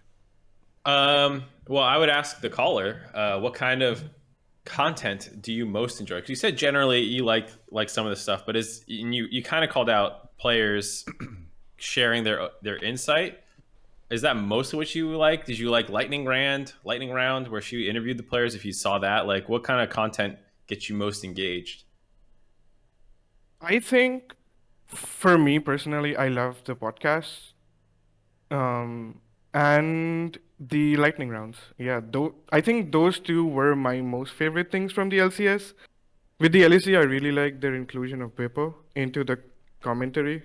Like, I think that was a masterstroke in a way. And I wish for you guys to do it as well. It would be pretty freeing. Yeah, I liked when they started bringing the players more on the desk And so hopefully they can do stuff like that. I think that would be cool. I definitely love the idea. And I think I 100% agree. I think this year we have a lot of old players coming back that have like probably the easiest one is Bjergsen for everybody that's going for it. And then of course like we haven't said much of Inspired, but Inspired is like the best jungler from Europe, best Western jungler that's being put into the league. So we have such like we have a lot of ammunition. Yeah. And you know America loves our ammunition. Okay. So we can we just gotta use Aren't it. you Canadian? I'm getting acclimated.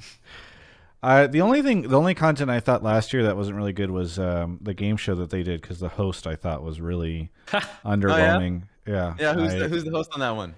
I can't, literally, they were so forgettable that I don't even remember who it was. You know, okay. I liked all the people. Consideration. I liked all the guests on that show. I have to say, I really like Raz on the content. Like all of us here, we are always cheering for him to be on the screen. It's pretty fun. There you go. Well, can't relate. Shit. Did you unplug yourself? You missed like the second half of that, Raz? No! Oh, Raz got so excited he unplugged himself. He was saying a lot of nice stuff about you, because then he said, "But I actually think," and then he said a bunch of negative stuff. That's so it's true. best Yeah. that you keep that headset unplugged. Yeah. Yes, exactly. But buddy, thank you so much for the call. Anything you want to shout out? I'd like to shout out all of you. It's almost 10 o'clock in the morning, and I always try to catch the show live, if not on YouTube. And it's fun. And I'd also like to shout out Game Fuel. I've tried it once in my life so far. I think it was the Cherry Burst flavor. And it was pretty freaking good. When did you try it? Because I am fairly certain it's not available in New Delhi. It was a while ago. No, I don't think Game Fuel is available here, to be honest. Yeah. I've tried looking for it, but my friend got it when he came over, so that's the only time I've tried it. Twitch chat's trying to call for a victory call to get Travis to send some to India. I don't know.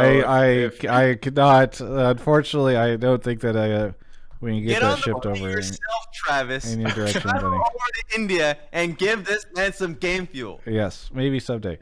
Buddy, no, shout out to you and all the folks that are watching LCS and League from India. I think that it's always really, really, really cool for me to be reminded about how much League esports and the content that folks like myself, Raz, and Mark get to make that sort of transcends and gets to go all over the world. So it's always really cool to talk to folks like yourself. So thank you for calling in. I really appreciate it.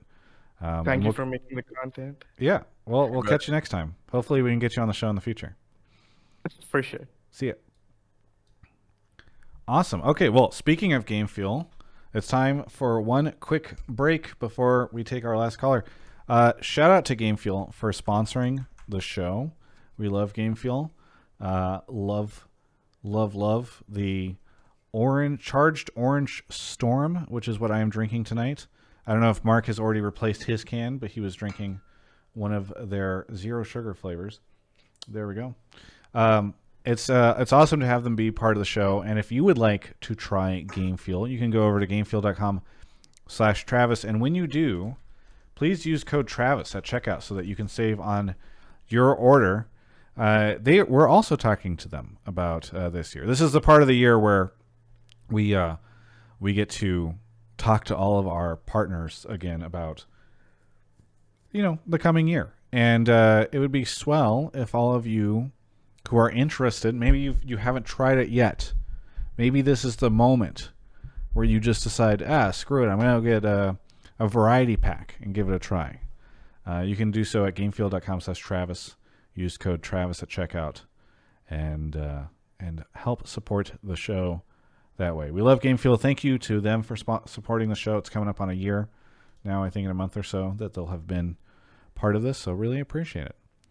Thank you again to Game Fuel for sponsoring, and check out the link in the description if you're watching on YouTube.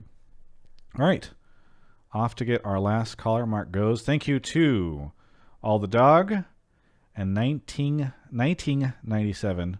Raging Pianist sent some bits, and so did Boom Shakalaka. Thank you, folks. We got some amazing names out there. Yeah. Haxie is here. Haxie, where are you calling from? I'm calling from Santa Barbara, California. Santa Barbara, not too far away. One of, I believe, Mark's favorite areas to go escape to. Okay, yeah, it's only like an hour and a half north. Mark, you've gone to Santa Barbara, haven't you? Yeah, once with my family. Yeah. I like Santa Ynez. Mark is a huge Santa Barbara stan, and he can't get him away from that I place. found it quite boring.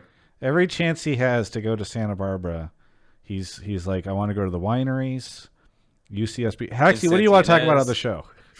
It's a nice quiet town. Yeah, my take is that CLG is going to make Worlds this summer and at least get to quarters with their rookies. I think that playing on stage all year, as long as we get to stay in person, is going to be really great for them. And they have a roster with 4 very young talents that have been playing since just about 2018 for each of them. And I think Contracts is a perfect veteran to keep that team together and kind of guide them on their path to victory. I have a question, Mark and Raz. I was talking to somebody today where I feel like, or I was talking about how I feel like TSM fans are so capable of seeing glass half full that, like, even if you had like a couple of drops of water in a glass, they'd be like, yeah, that glass is half full. And so I was like, they're just always able to convince themselves that like myth leaving is actually a good thing because like it'll help the content team figure out their priorities or whatever. It's okay that like they're doing whatever.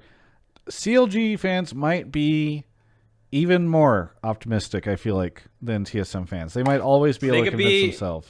In a drought in the desert, dying of thirst, and they'll see some rippling heat in the distance and be like, God damn, glass half full right there. Yeah, and they always come in, they always show up on the show.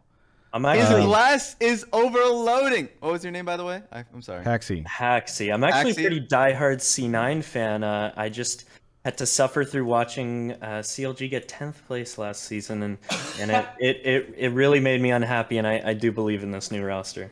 Okay, but why? Okay, especially if you're a C9 fan, like, what?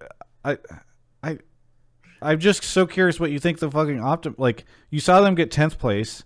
This is by no means a super team. The smartest back office in esports joined them. So old reference. I think that I mean look, Jenkins, Poom, Luger, and Palafox have all been playing amateur or pro since 2018. I think Luger's amazing, and him and Poom are gonna click great, and they were clicking great on 100 Thieves Academy or Next or whatever that is. I mean, Poom's only been playing League of Legends for like 3 years. He went pro after playing for like 7 months. That guy has an insanely high skill ceiling and a clear, strong ability to improve. I think Jenkins played quite well for Team Liquid. I know he had a pretty strong team around him, but for the circumstances he was in and what seemed like a pretty bad circumstance with Jat and stuff, I think he did a pretty darn good job, especially with Alfari breathing down his neck. And I really think, especially last year, we saw how good Contracts can be in the jungle, even though he has been around for 5 years. And I think he's going to be just a really great veteran for that team. But what is it? How does any of this mean Worlds? Like, so, I'm not trying to be a dick. It's just like, good. You just described a team that will probably beat expectations. But like, I don't know why you think that like Jenkins is going to crush it so much in top lane. Like, who's going to hard carry these guys against the other really great players that have joined the league? I mean, I think they're going to pretty easily be able to play around bot. I think that's going to be a very strong area for them. And I also think just a lot of the other teams in the league, especially teams like Team Liquid, are just going to kind of have an ego boom this year and really fall off, especially around summer. I mean, it's kind of funny to go back. Sorry, Raz. My one quick thing I'll say is, it's funny because I feel like this is the opposite direction for me than the first caller on the show. Because the first caller on the show was saying that TL would not make Worlds and would have a terrible year. And I was like, yeah, but there's so much variance in the top 5 that like there's a good chance that they go.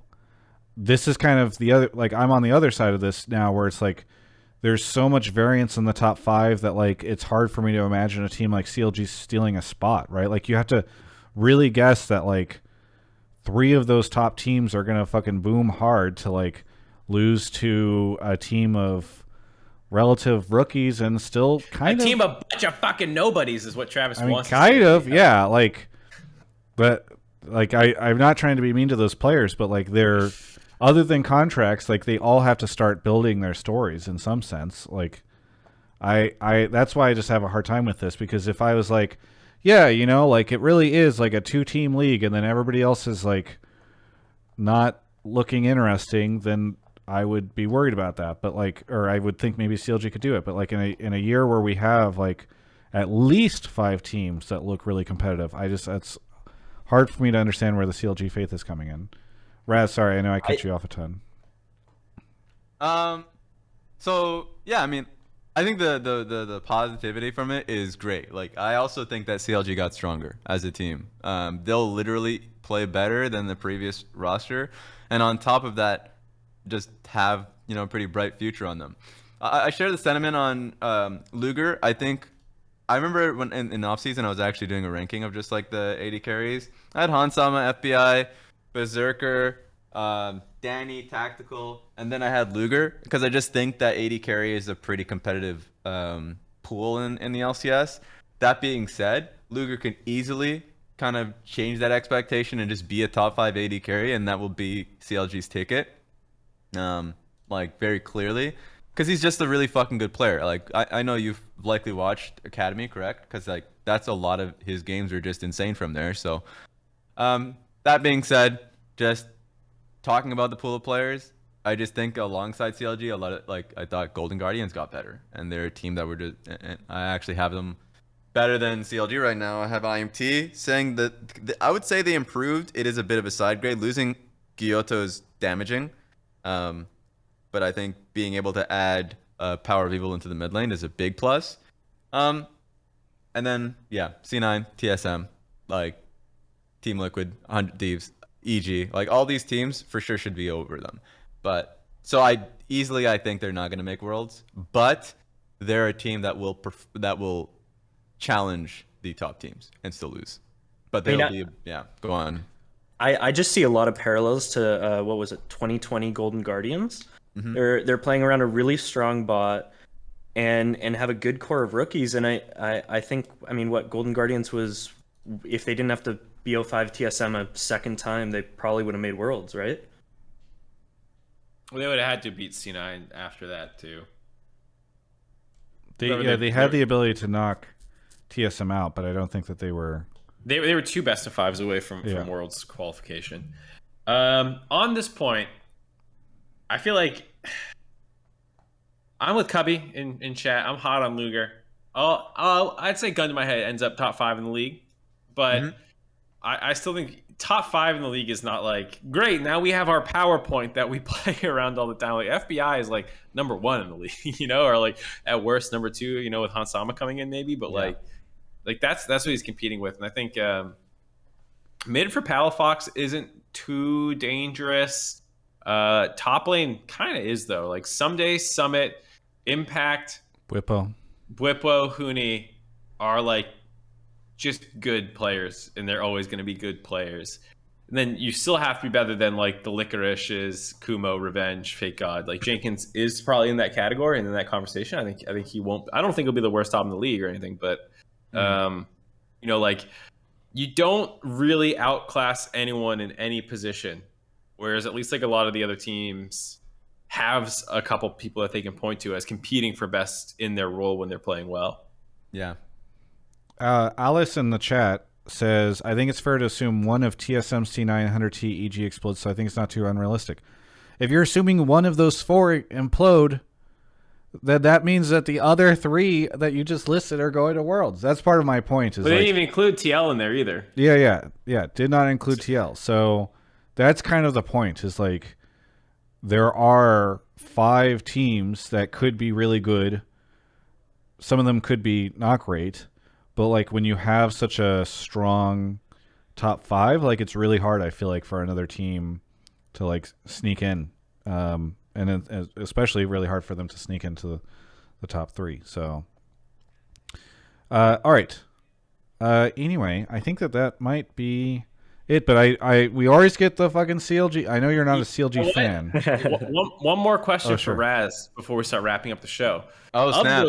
Of those teams, who booms? Because I agree with the person in Twitch who did say that like someone's gonna boom between TSM, C9, 100T, EG, and TL.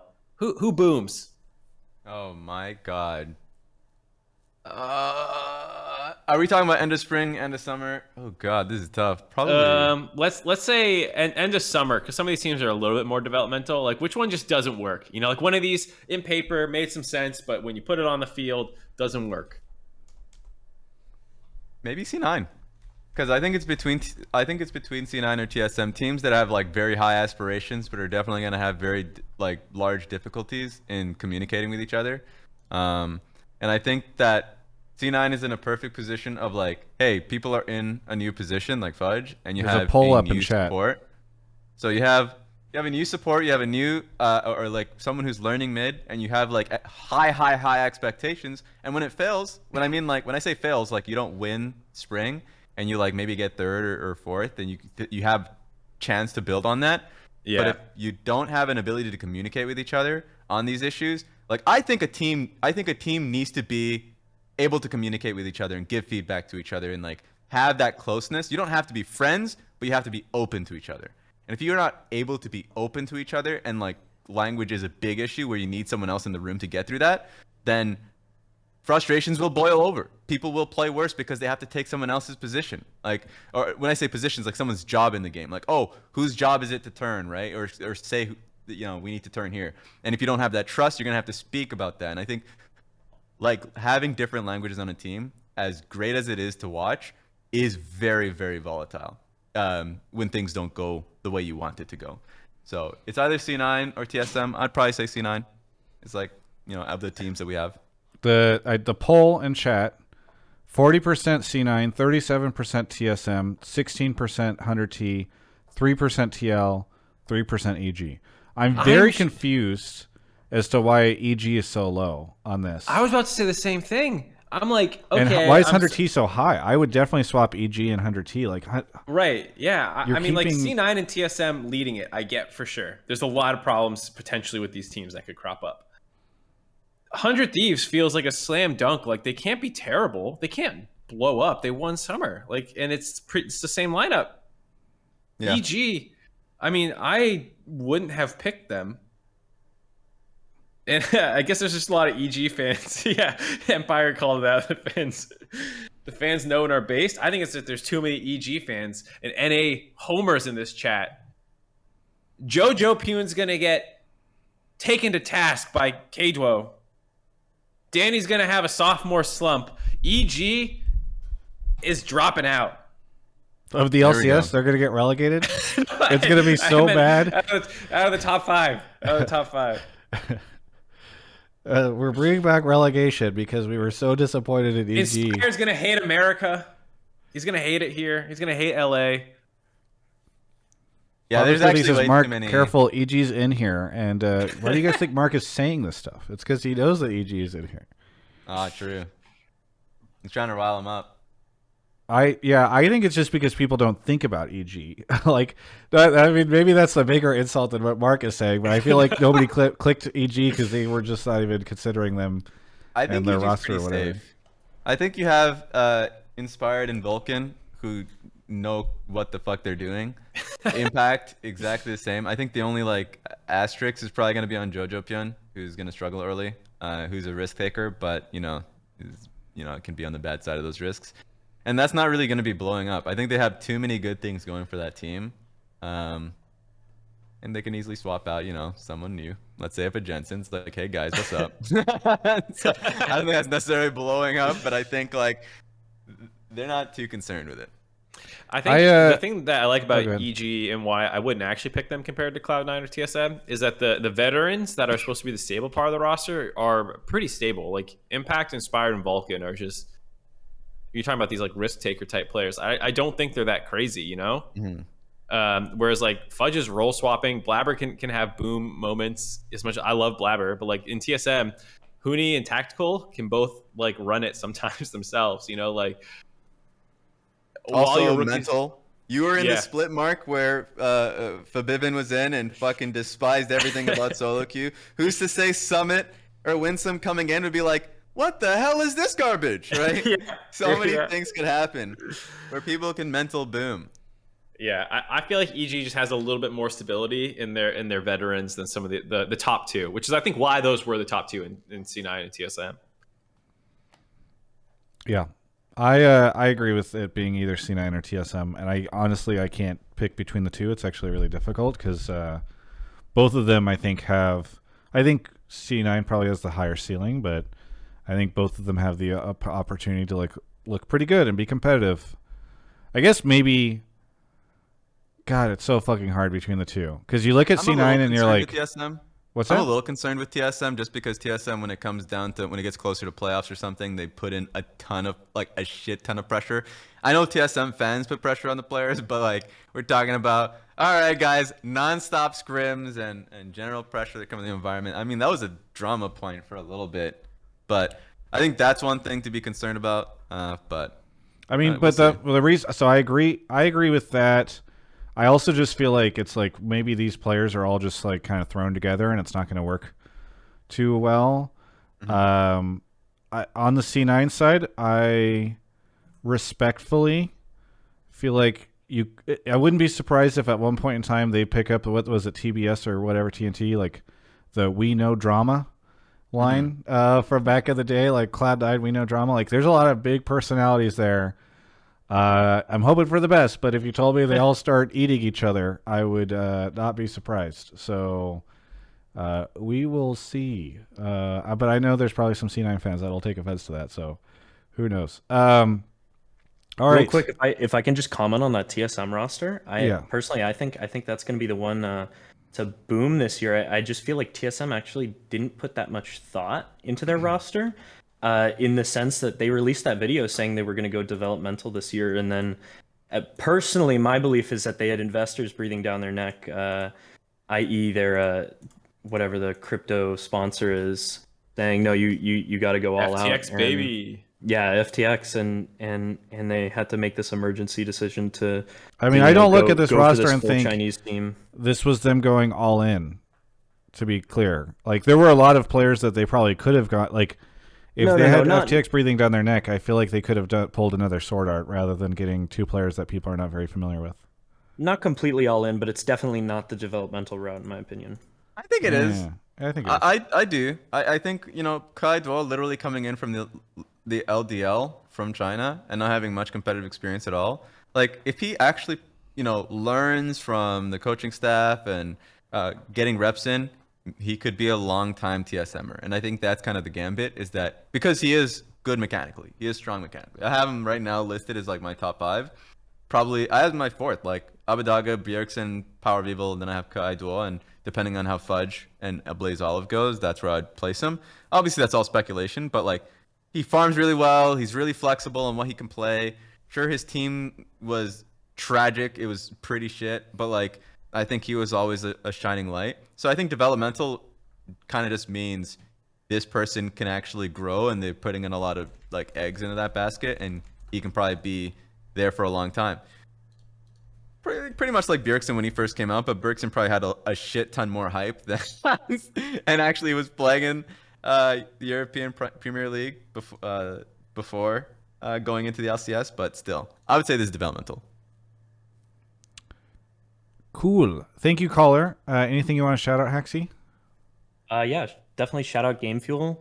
But I wish they sold it more in Santa Barbara. I've gone to every store, I feel like, and gamefuel.com/Travis. Sounds good. And then shout out San Francisco 49ers. We're going to the playoffs. We're going to the Super Bowl. Jimmy G's the GOAT. What has happened? We have more fucking traditional sports shout outs than we've ever had on this show. I'm very confused. Anyway, thank you, Haxie, for the call, and we'll catch you next time. Thank you. Is it just because this is the time of it's like football winding down? The last week of the regular season, I think. Gotcha. Isn't there week 18? I don't know. I'm literally just cheating by looking on Google. So like, I thought everyone had played 16 games. I thought you, I think do they they added an not extra play? Do they play week. more than 16 games these days? I think they added an extra week. There's now a week 18 last I checked. Yeah, week 18. Whoa. See, god damn. They added that in. I remember hearing that in the news. Whoa! It's crazy, right? Whatever. It's insane. What the hell? Thank you to Duke by Fall, Crouton, Taco Ball for 40 months, John G365, The Real Divert, and Full Energy. Thank you, everybody, for your subs. All right, that's the show. Raz, what do you want to shout out? What do you want to plug? Shout out the LCS that's starting, a week from now. I think it's on the 14th of January. 13th? 14th? Which one? 14th. It's, Perfect, 14th. I had, always be confident in the initial one, in the first take. Anyways, watch that shit. Same with LPL that's starting on the 10th, surprisingly enough. That's what I saw from Leaguepedia. So that one's going to be starting up really early. Yeah, January the 10th.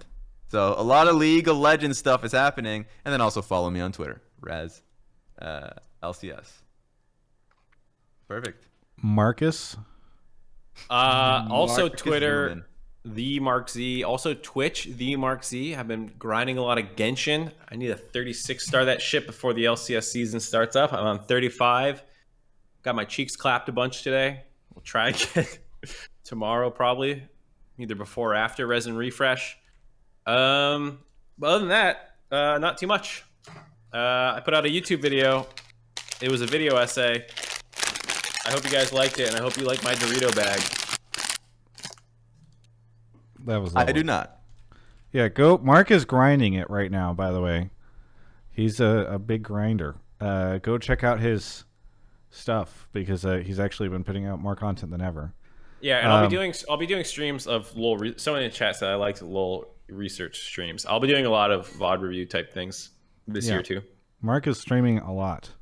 I'm a little intimidated, quite honestly. Shout out to Mark already did, but Resin Refresh and the TGI Genshin channel.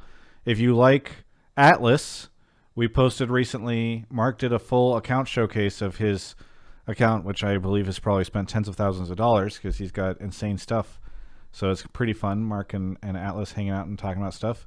I also did my account showcase so that you can watch Atlas's first and then make sure that mine feels like I haven't spent that much money, but it's kind of a cool thing. We have this TGI Genshin YouTube channel, and we need some subscribers. Go check it out, please. We're trying to get 2K subscribers. We need to get it going. And shout out to Raz, with whom I will be going on an enchanted forest trip on Wednesday night. Very coupley, and we'll take photos and share on social media for all of you guys to enjoy. Trying to think if there's anything else. I think that's it. Our relationship will blossom that night. Thank God. All right. That sounds like one of the visual novel writing things from the Spirit Blossoms event. Yeah. Oh, God, you're right. This has been Hotline League episode 202.